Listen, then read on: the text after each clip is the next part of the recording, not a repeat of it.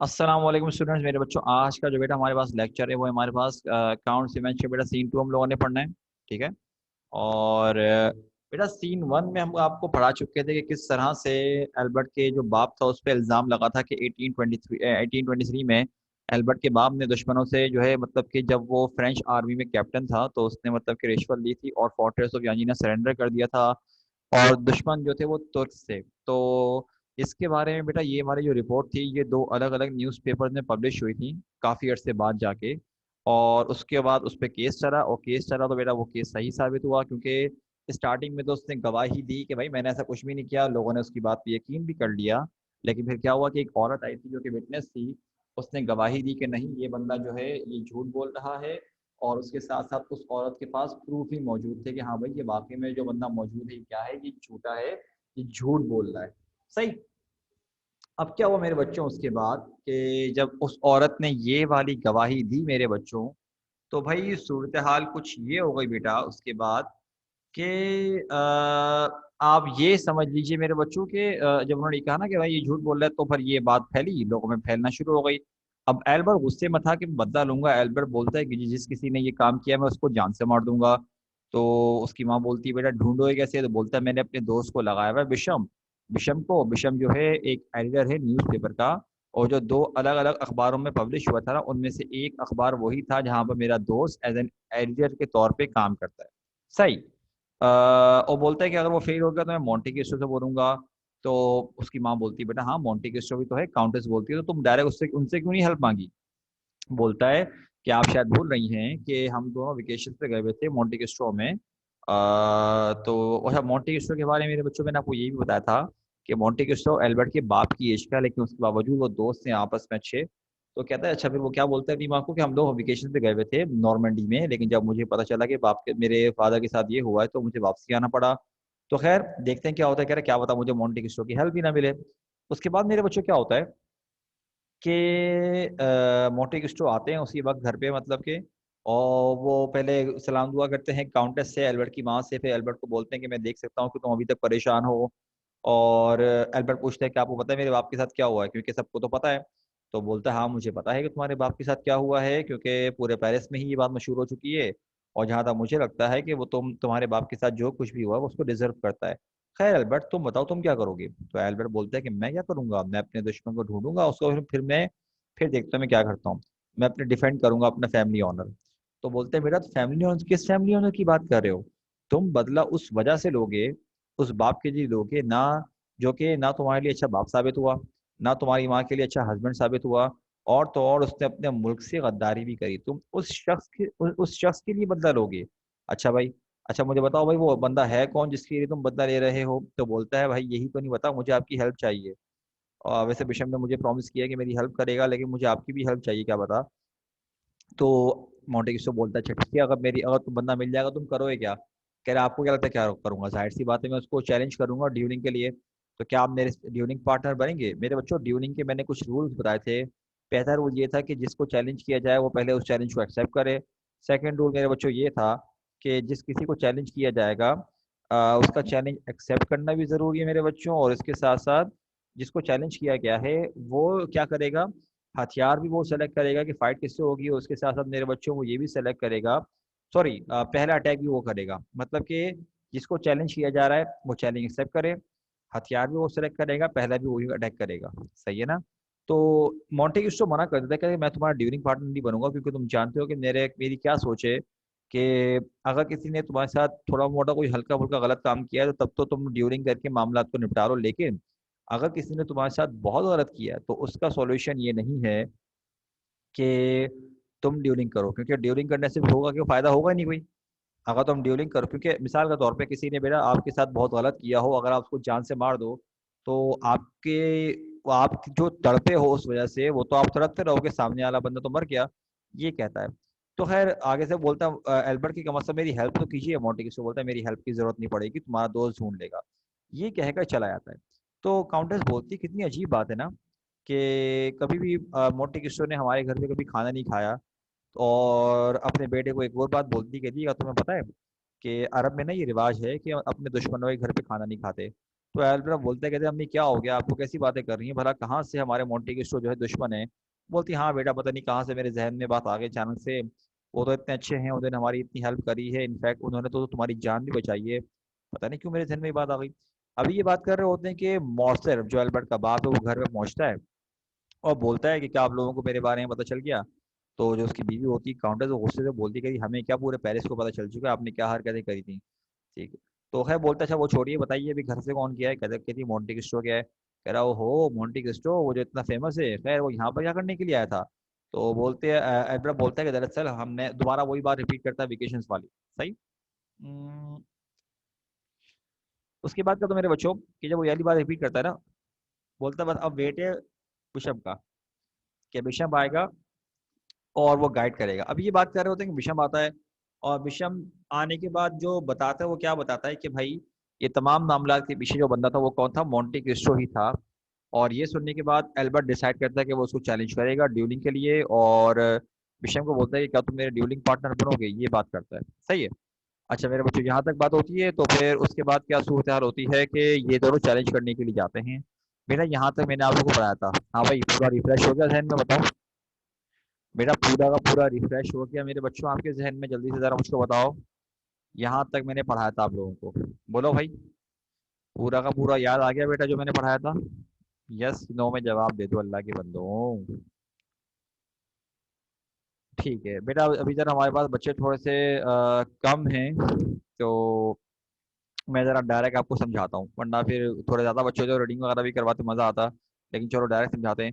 अच्छा मेरे बच्चों, सीन टू की जो शुरुआत हो रही है वो काउंट ऑफ मोंटे क्रिस्टो के घर पे होती है, चैम्प सीरीज में। काउंट ऑफ मोंटे क्रिस्टो क्या कर रहा है मेरे बच्चों, घर पे बैठा हुआ है, और ना वो पिस्टल रखी हुई है और बार बार शूट कर रहा होता है, और बार बार रिलोड करता है, और रूम के बीच में बैठा हुआ है। उसका जो दोस्त है मॉरल, वो वहाँ खड़ा हुआ होता है। मोंटे क्रिस्टो बोलता है, कहता मॉरल मैंने तुम्हें बुलाया बड़े अहम काम के लिए। तो मॉरल बोलता है कि भाई तुम्हें मुझे बताने की जरूरत नहीं है, तुम जो काम कर रहे हो उसको देख के मैं आराम से अंदाजा लगा सकता हूँ कि तुम ड्यूलिंग करने वाले हो, और तुम चाहते हो कि मैं तुम्हें सेकंड के तौर पे, तुम्हारे ड्यूलिंग पार्टनर के तौर पे तुम्हारा साथ दूं। तो मोंटी क्रिस्टो बोलता है हाँ बिल्कुल तुमने सही अंदाजा लगाया। मॉरल बोलता है खैर तुम्हारी लड़ाई हो किससे रही है भाई, ये तो बताओ। तो मोंटे क्रिस्टो बोलता है मेरी लड़ाई हो रही है एल्बर्ट से, जो काउंट ऑफ मॉर्सेफ का बेटा है। मॉरल बोलता है वो तो तुम्हारा इतना अच्छा दोस्त है भाई, क्या हो गया, तुमने क्या कर दिया उसके साथ। मोंटे क्रिस्टो बोलता है मैंने, कहता मॉरल मैंने कुछ नहीं किया भाई, वो अभी आधा घंटा पहले यहाँ पर आया था अपने दोस्त विषम के साथ, और मुझे फाइट के लिए चैलेंज करके गया है। तो मॉरल बोलता है तुम्हारा आंसर क्या था। कहता मैंने आराम से एक्सेप्ट कर लिया, बल्कि ये तो ये मैंने बल्कि उल्टा उसको चॉइस दी कि जाओ तुम सेलेक्ट करो किन हथियारों से लड़ाई की जाए, और उसने पिस्टल सेलेक्ट करी है, और यही वजह है कि हम कल मिलेंगे और हमारी फाइट होगी। तो मॉरल बोलता है कि तुम करोगे क्या उसके साथ, ये तो बताओ। मोंटेक्रिस्टो बोलता है मैं क्या करूंगा एल्बर्ट के साथ, मैं जान से मार दूंगा सुबह, कल सुबह 10 बजे से पहले पहले। और वो दोबारा अपने निशानबाजी में लग जाता है। मॉरल बोलता है लेकिन भाई कोई वजह तो होगी तुम दोनों के बीच में लड़ाई की। मोंटेक्रिस्टो बोलता है वजह, भाई कह रहे हैं इसका तो मुझे नहीं पता, लेकिन शायद मॉरल वो एल्बर्ट जो है इस वजह से थोड़ा अपसेट हुआ हुआ है जो कुछ उसके बाप के साथ हुआ। तो मॉरल बोलता है कि उसके बाप के साथ जो कुछ भी हुआ क्या उसमें तुम्हारा कोई हाथ था। कॉन्टिक्सो बोलता है बिल्कुल मेरा हाथ था, मैंने ही न्यूज़पेपर में वो पैराग्राफ्स मतलब कि पब्लिश करवाए थे, जिसकी वजह से उसके बाप काउंट ऑफ मॉर्सेफ की बेइज्जती हुई। और मैंने ही मतलब कि चेम्बर में वो विटनेस भिजवाई थी, जो प्रूफ वगैरह के साथ, ठीक है, जो प्रूफ मौजूद थे। तो मॉरल बोलता है कि लेकिन एल्बर्ट तो तुम्हारा इतना अच्छा दोस्त है, तुम्हारा क्या मकसद है। मोंटी क्रिस्टो बोलते हैं हाँ मेरा मकसद।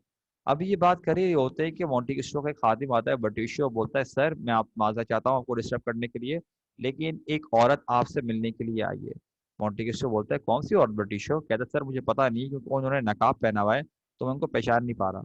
तो मॉरल देखता है कि मोंटी क्रिस्टो से कोई औरत मिलने के लिए आई है, शायद अकेला मिलना चाहती है। तो वो मॉरल बोलता है चलो मैं ज़रा फिर ना तैयारियां करके वापसी आता हूँ, कल सुबह लड़ाई होगी ना तुम्हारी, चलो मैं ज़रा प्रिपरेशन वगैरह कंप्लीट करके आता हूँ, फिर मैं तुमसे बात करता हूँ वापसी आके। मॉरल उठ के जाने लगता है, तो मतलब कि वहां से उसकी नज़र उस औरत पे पड़ती है जिससे नकाब पहना हुआ होता है, लेकिन खैर रुकता नहीं है, चला जाता है। और फिर जो औरत होती है वो वेट करती है कि जो बर्टिशो है वो भी चला जाए। उसके जाने के बाद जब रूम में अकेले मतलब कि काउंट ऑफ मोंटे क्रिस्टो औरत बचती है, मतलब कि औरत होती है, तो औरत अपना नकाब हटाती है, और ये कौन होती है, काउंटेस ऑफ मॉर्सेफ, एल्बर्ट की माँ। काउंटेस आगे आते हुए क्या बोलती है, एडमंड डांटेस मेरे बच्चे को मत मारना। तो मोंटे क्रिस्टो थोड़ा बौखला जाता है, कहता है क्या, एडमंड डांटेस? काउंटेस कहती है एडमंड डांटेस, तुम्हें क्या लगता है मैं तुम्हें नहीं जानती? तुम्हें क्या लगता है मुझे नहीं पता कि तुम कौन हो, जैसे तुम पेरिस आए हो? तुम्हें सच में लगता है कि मैं नहीं जानती कि जो काउंट ऑफ मोंटे क्रिस्टो है, इसके पीछे वही शख्स छुपा हुआ है जिससे कभी मेरी शादी होने वाली थी? मतलब कि मेरे बच्चों, मोंटे क्रिस्टो की शादी कभी किसी जमाने में काउंटेस से होने वाली थी। तो मोंटे क्रिस्टो को लेकिन आइडिया नहीं था कि काउंटेस के बारे में जानती है कि ये कौन है। तो मोंटे क्रिस्टो बोलता अच्छा भाई ठीक है, आपने आपको पता चल गया मैं कौन हूँ। खैर, क्या चाहती हैं आप मुझसे? काउंटेस करीब आती कहती एडमंड देखो, मैं जानती हूँ कि तुम्हारे और मेरे बेटे के बीच में क्या हुआ है। एल्बर्ट यकीनन यहाँ पर आया है, उसने तुम्हें चैलेंज किया है अपने फैमिली ऑनर के लिए, और तुम लोग कल फाइट करोगे, ड्यूल करोगे, क्या ये सच नहीं है? मोंटे क्रिस्टो बोलता है बिल्कुल सच है मैडम, और कल सुबह मैं उसको जान से मार दूंगा। मतलब एल्बर्ट की जो माँ है काउंटेस, उसके मुंह पर बोल रहा है वो उसको जान से मार देगा। और कहता है वो इसलिए क्योंकि मेरा निशाना कभी चूकता नहीं है। और वही क्यों बोल रहा है मेरे बच्चों? क्योंकि मैंने क्या कहा था कि जिसको चैलेंज किया जाता है पहला अटैक भी वही करता है। तो मोंटी क्रिस्टो को पहला अटैक करना है। अब काउंटेस ना करीब आती है और नील डाउन हो जाती है उसके, जैसे कि भीख मांग रही, कहती एडमंड मेरी बात सुनो मेरे बच्चों। एडमंड डांटेस, इसका मतलब ये हुआ कि मोंटी क्रिस्टो का असल नाम है एडमंड डांटेस। और काउंटेस नील डाउन होकर बोलती, कहती एडमंड मेरी बात सुनो। देखो 20 साल से भी पहले की बात है कि जब तुम्हारी और मेरी शादी होने वाली थी, मैं तुमसे भीख मांगती हूँ, रिक्वेस्ट करती हूँ, अगर तुम उन हैप्पी मेमोरीज को याद कर सकते हो तो कम से कम उस बच्चे की जान को बख्श दो जिसने तुम्हारे साथ कभी कुछ गलत नहीं किया। मोंटे क्रिस्टो बोलता है मैडम, मैं आपके बेटे से कुछ झगड़ा नहीं कर रहा, आपका बेटा मेरे पास झगड़ा करने के लिए आया है। तो काउंटेस बोलती है एडमंड क्या तुम बच्चों वाली बातें कर रहे हो? तो भला तुम खुद बताओ किसने हमारी फैमिली की बेइज्जती करवाई है, और तुमने ऐसा क्यों किया? मुझे बताओ तुमने क्यों किया? अब मोंटे क्रिस्टो यहाँ पर थोड़ा तब चढ़ती है, उसको बोलता है मैंने ऐसा क्यों किया? तो मैडम पहले आप जरा काइंडली उठिए, जमीन पे मत बैठिए, आप चेयर पे बैठिए, मैं आपको आपके सवाल का जवाब एक स्टोरी की शक्ल में देता हूँ। काउंटेस उठती है, चेयर पर बैठती है और मोंटी क्रिस्टो की तरफ देख रही होती है। मोंटी क्रिस्टो थोड़ा मतलब कि वो गुस्सा कंट्रोल कर रहा है और अपनी बात बताना शुरू करता है। कहता है कि मैडम मेरी बात सुनिए, ये क्योंकि जो कुछ मैं आपको बताने जा रहा हूँ वो काफी सालों पहले की बात है, लगभग 20 साल पहले की बात है। कि एक यंग सेलर, सेलर बोलते हैं बेटा जो समंदरी सफर वगैरह में गया हुआ होता है, सेलर दरअसल था, वो बहुत लंबे सफर के बाद वापसी घर पे आया और बहुत खुश था क्योंकि बहुत जल्दी उसकी शादी होने वाली थी एक कैटलन लड़की से। और जैसे कि आप जानती हैं कि उस लड़की का नाम था मर्सिडीज। लेकिन उसी शहर में एक विलन भी था जो कि एक फिशरमैन था, और वो चाहता था कि मर्सिडीज को वो जीत ले, वो हासिल कर ले। तो उसने अपने दोस्तों के साथ, जानने वालों के साथ मिलकर प्लान किया, और इंतहाई खतरनाक प्लान किया उस मासूम सेलर के अगेंस्ट। और उसके अगेंस्ट सबूत, जाली सबूत बनाए कि वो जो सेलर है वो कौन है, वो एक जासूस है दूसरे दुश्मन मुल्क का। और उस पर केस चलाया गया और केस में ये बात साबित हो गई जाली सबूतों के सामने नजर रखते हुए कि वाकई में वो एक जासूस है। और इस नतीजे में उस मासूम सेलर को सजा ये मिली कि जिंदा उम्र होता है ना, वो जिंदगी भर के लिए, मतलब उसको क्या किया गया, उसको जेल की सजा सुना दी गई। तो काउंटेस बोलती, कहती एडमंड मेरी बात का यकीन करो कि मुझे पता भी नहीं था ये ऐसा कुछ हुआ है। तो मोंटे क्रिस्टो तंजिया बोलता है, कहता आप, कह रहा आपकी बात कौन कर रहा है, भला आपको क्यों पता होगा? तो काउंटेस बोलती क्या हो गया, तुम दोबारा वही मतलब बच्चों वाली बात करोगे? कहती है तुम अच्छी तरह जानते हो कि मुझे पता है कि तुम वो सेलर हो जिसको जेल में डाला गया था। तुम जानते हो कि मैं ही वो मर्सिडीज हूँ जिसके साथ तुम्हारी शादी होने वाली थी। और तुम जानते हो, तो मोंटी क्रिस्टो बोलता है आगे से कि मैं जानता हूँ कि तुम्हारा जो हस्बैंड है ना, ये वही विलन है जिसकी वजह से मुझे बिला वजह, मतलब कि नाजायज तौर पे मुझे क्या करना पड़ा, मुझे जेल में पूरी जिंदगी के 14 ईयर्स गुजारने पड़े। मेरे बच्चों, इसका मतलब क्या हुआ कि मर्सिडीज असल नाम किसका है? काउंटेस का असल नाम है। ठीक है। तो अब काउंटेस ना थोड़ी बौखला जाती है, कहती आए आए, मतलब उसके पास बोलने के लिए वर्ड्स ही मौजूद नहीं होते। तो मोंटेक्रिस्टो बोलता है मैडम, 14 ईयर्स जो है ना एक इंसान की जिंदगी का बहुत बड़ा हिस्सा होते हैं, और ये 14 ईयर्स इनफ टाइम था मेरे लिए कि मैं अपना बदला, मैंने पूरा प्लान किया कि जब कभी मुझे यहाँ से फरार होने का मौका मिला तो मैं क्या करूंगा। और आखिरकार मुझे मौका मिला, मैं वहां से भागने में कामयाब हुआ। और कह रहे हैं उसके बाद मैंने ट्रैवल किया, मैंने ये काम किया, वो काम किया, और उसके बाद मैं अमीर भी हो गया, मतलब कि मैं काउंट भी बन गया। उसके बाद जेल से फौरन निकलने के बाद ये बदला लेने के लिए नहीं आया मेरे बच्चों, बल्कि इसने टाइम लगाया, उल्टा 6 साल और लगाए। 20 ईयर्स पहले की बात बता रहा है ना, और क्या कह रहा है 14 ईयर्स को जेल में गुजारने पड़े। तो 6 साल तक ये मेहनत करता रहा, अपनी पावर को बिल्डअप करता रहा, और फिर आगे से क्या बोलता है, कहता है मैंने तो ये किया, तुमने क्या किया? तो काउंटेस बोलती है मैंने उसी से शादी कर ली, उस शख्स, किससे? Ferdinand Montague. मतलब इसके जो काउंट ऑफ मॉर्से में मेरे बच्चों, इसका असल नाम क्या है? Ferdinand Montague. और आगे से काउंटेस दोबारा से धीमी आवाज से बोलती थी, एडमंड मेरी बात पे यकीन करो, मुझे बिल्कुल भी नहीं पता था कि उसके पीछे इतना ज़्यादा घटिया शख्स छुपा हुआ है। और कहती है मुझे तो बल्कि ये बताया गया था कि तुम्हारी मौत हो चुकी है। फिर आगे से थोड़ी देर रुकती है, क्या बोलती है? कहती है मुझे तो बहुत जल्दी ही पता चल गया कि कितना ज़्यादा हार्टलेस किस्म का इंसान है।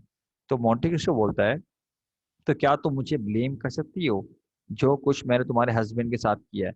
क्या तुम मुझे ब्लेम कर सकती हो कि जो उसने गद्दारी करी, मैं उस गद्दारी को लोगों के सामने लेकर आ गया ताकि लोगों को पता चल गया कि मैंने मुल्क से गद्दारी नहीं करी बल्कि उसने गद्दारी करी थी, सबूतों के साथ मैंने बताया।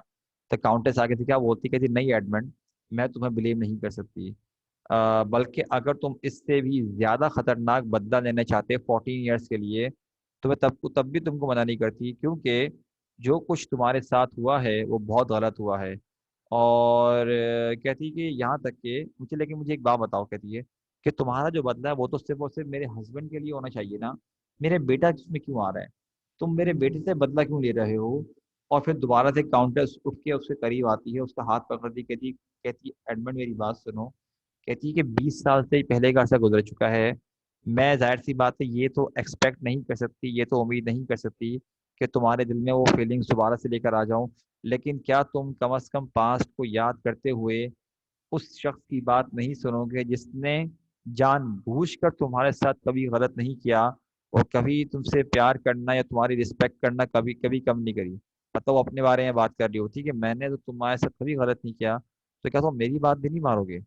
तो आगे से क्या होता है, आगे से वो एक और बात बोलती है, कहती कि तुमने तो उसकी ज़िंदगी बचाई है एक मर्तबा, वो तुमसे प्यार भी करता है।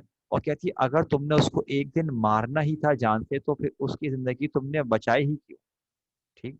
अब मोंटी क्रिस्टो ये वाली बातें सुनता है ना, तो बेचारा थोड़ा इमोशनल हो जाता है, और वो चेयर पे बैठता है और अपने हाथों में ना अपने मुंह को छुपा लेता है, जैसे कि दुआ मांगते वक्त नहीं होता अक्सर।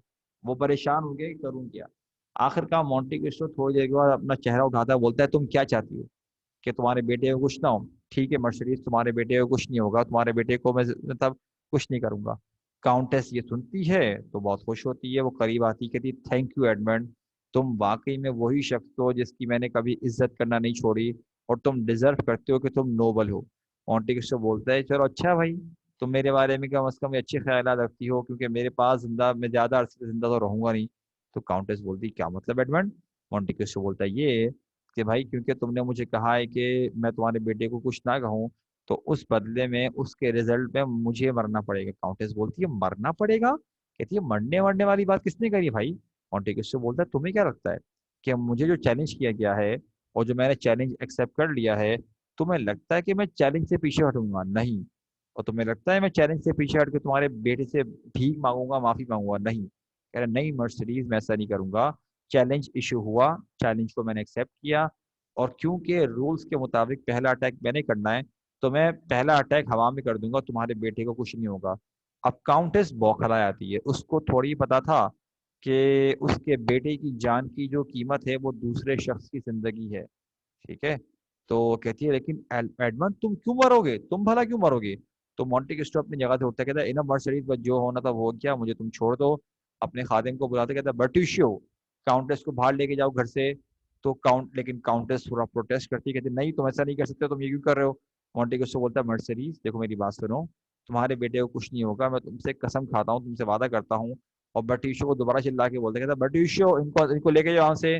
तो लेकिन काउंटेस दोबारा लगी पड़ी, वो होती है आखिरकार काउंट मोंटी क्रिस्टो ना थोड़ा चिल्ला के बोलते हैं, कहता है बर्ट्यूशियो। तो बर्ट्यूशियो खादिम जो होता है वो क्या करता है, उसका लेके जाता है। एकदम सन्नाटा, मोंटी क्रिस्टो अकेला बैठा हुआ है। वो कुछ डॉक्यूमेंट्स निकालता है, उनको एग्जामिन करता है। थोड़ी देर के बाद ना बर्ट्यूशियो वापसी आता है, तो मोंटी क्रिस्टो बोलता है कि देखो बर्ट्यूशियो देखो बात सुनो, ये जो डॉक्यूमेंट है ना ये मेरी विल है, मतलब वसीयत है। तो मैं इस पर साइन करने वाला हूँ, और मैं चाहता हूँ कि तुम मुझे इन साइन को करते हुए देखो ताकि तुम्हें आइडिया हो जाए और कह रहे हैं इसके साथ साथ मुझे जो है एक दूसरे विटनेस की भी जरूरत पड़ेगी, गवाह की, कि ये मैंने ही साइन किए हैं। तो बट इशू बोलता है सर मॉरल जो है ना जो वो वापसी आ चुके हैं। तो इतने में क्या होता है, तो मॉरल आके बोलता है ओहो चलो उठे हुए हो, चलो अच्छी बात है भाई, तुम सोने के लिए नहीं गए। मैं ये बताने के लिए आया हूँ कि कल की तमाम तैयारी कंप्लीट हो चुके हैं, और कल हम 8 बजे मतलब मिलेंगे बॉयज डिफेंस में। और अगर सब कुछ मतलब कह रहे हैं कि और जो है ना क्या पता तुम 9 बजे से पहले पहले ही तुम नाश्ता करने के लिए आ जाओ। मेरे बच्चों इस एक सेंटेंस से हमें पता चल रहा है कि मॉरल को मोंटी क्रिस्टो के स्किल्स पर, फाइटिंग स्किल्स पे कितना भरोसा है। वो जानता है कि मोंटी क्रिस्टो बहुत पावरफुल है, मतलब कि ऐसे इस तरह से कि उसके स्किल्स बहुत अच्छे हैं कि वो मारना चाहे तो मार सकता है। तो मोंटे क्रिस्टो बोलता है वो बात सही है मॉरल, लेकिन मेरी पहले बात सुन लो, ये जो मेरे हाथ में डॉक्यूमेंट है ये मेरी वसीयत है। और मैं तुमसे ये नहीं कह रहा है कि तुम पढ़ो कि मैंने क्या लिखा था, बस तुम ये देखो कि जब मैं साइन करते हो तो मुझे देखो, तुम गवाह बनो। और तो अगर मेरी मौत हो जाए तो तुम क्या करना, तुम मेरे उसके पास ले जाना, या जो है ना क्या कहते हैं अपना, मेरे वकील के पास ले जाना, वो खुद डील कर लेगा। तो मॉरल बोलते हैं क्या जब तुम मर रहे हो, तो मोंटी क्रिस्टो बोलता है हाँ लेकिन मुझे भाई तैयार नहीं होना चाहिए। तो आगे से वो बोलता है मॉरल कि हाँ बिल्कुल सही बात है कि तुम्हें तैयार तो लोगों को होना चाहिए, लेकिन इन इस मामले में तो मेरे ख्याल से तुम्हें तैयार होने की जरूरत भी नहीं है। लेकिन अगर मैं तुमसे एक बात कहूँ और ये बोलूंगा कि तुम एल्बर्ट को जान से मत मारना, कम से कम इस बात का ख्याल करना कि उसकी माँ भी है। तो मोंटी क्रिस्टो बोलता है हाँ मुझे पता है, मैं नहीं भूला। मेरे बच्चों मॉरल को थोड़ी पता है कि इसके जाने के बाद जो काउंटेस आई थी उसके बाद मोंटी क्रिस्टो ने क्या डिसाइड कर लिया, इसको नहीं पता, ऑब्वियस सी बात है। तो मॉरल बोलता है कि देखो बात सुनो, तुम्हें चैलेंज किया गया है तो पहला अटैक भी तुम करोगे। और जहां तक मैं जानता हूं तुम्हारे निशानों के बारे में, तो तुम बहुत आराम से एल्बर्ट को पहले निशाने में ही मार सकते हो। और उसके बचने का मौका यही है कि तुम उसको अगर जानबूझ के ना मारो। कहता है बेशक उसका तुम बाजू तोड़ दो, उसको जख्मी कर दो, लेकिन जान से मत मारना, उसकी माँ है। तो मोंटी किस्सो बोलता है अरे भाई मॉरल परेशान मत हो, बल्कि अगर मैं तुमको सच बताऊं तो एल्बर्ट को कुछ नहीं होगा, वो सही सलामत घर पे जाएगा, ठीक है, अपने दोस्तों के साथ। और मैं अभी ये बात बोल ही रहा होता तो मॉरल बोलता है क्या मतलब तुम क्या। मोंटी क्रिस्टो बोलता है वो एक अलग बात है, मुझे घर पे लाया जाएगा। मतलब कि मेरे बच्चों हम ये एक्सपेक्ट कर रहे हैं कि ये डेड बॉडी की बात की जा रही है। तो मोंटी क्रिस्टो बोलता है बस जैसा मैंने कहा वैसे ही होगा, एल्बर्ट मुझे जान से मार देगा। तो मॉर्डन बोलते हैं क्या तुम क्या बोल रहे हो, कह रहा है बस खत्म बात मॉरल, यहाँ पर आओ और देखो मैंने पेन लिया, मैंने साइन किया, वो साइन करता है। फिर मॉरल को बोलता है कि तुम यहाँ पर साइन लिखो, फिर मोटिशू को भी बोलता है।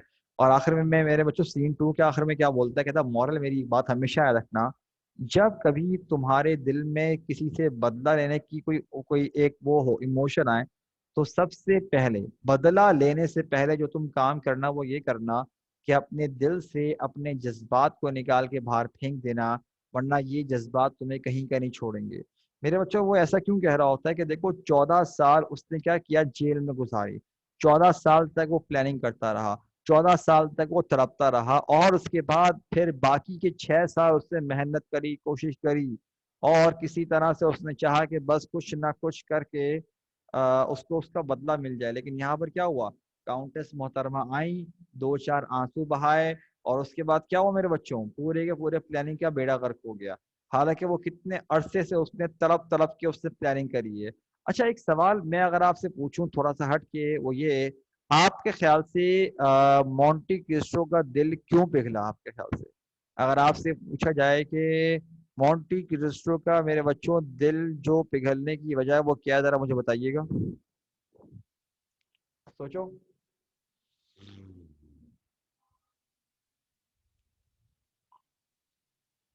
सोचो सोचो सोचो, 1-2 मिनट दे रहा हूँ, मैं देखता हूँ तुम लोग आंसर क्या करते हो।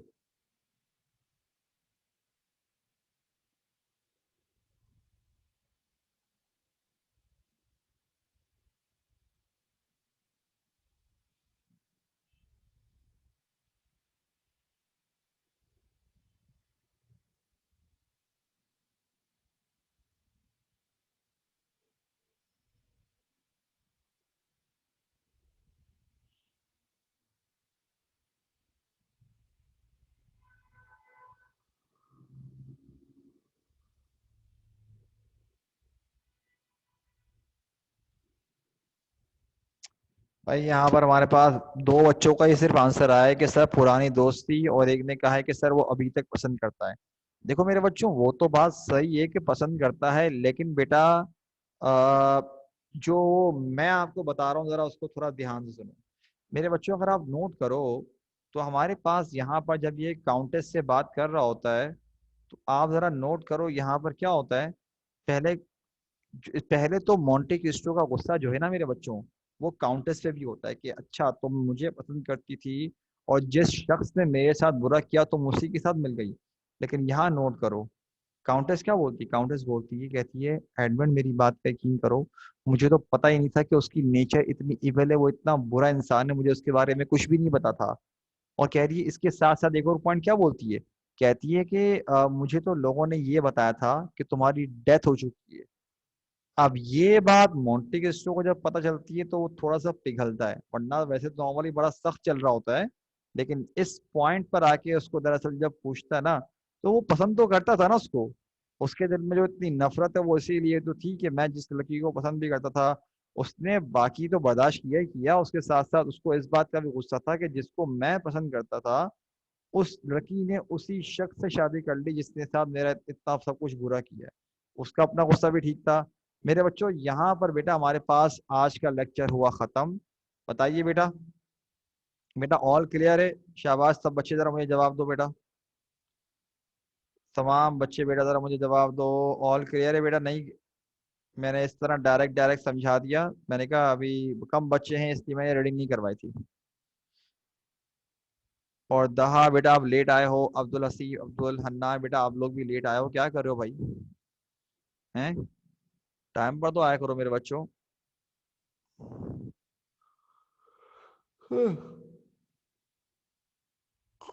चलो मेरे बच्चों, बेटा इसको हम यहाँ पे रोकते हैं, ठीक है? इंशाल्लाह बेटा कल कंटिन्यू करते हैं आपका लेक्चर। आज के लिए मेरे बच्चों इतना ही, अपना ख्याल रखिएगा बेटा। अस्सलाम वालेकुम, अल्लाह हाफिज।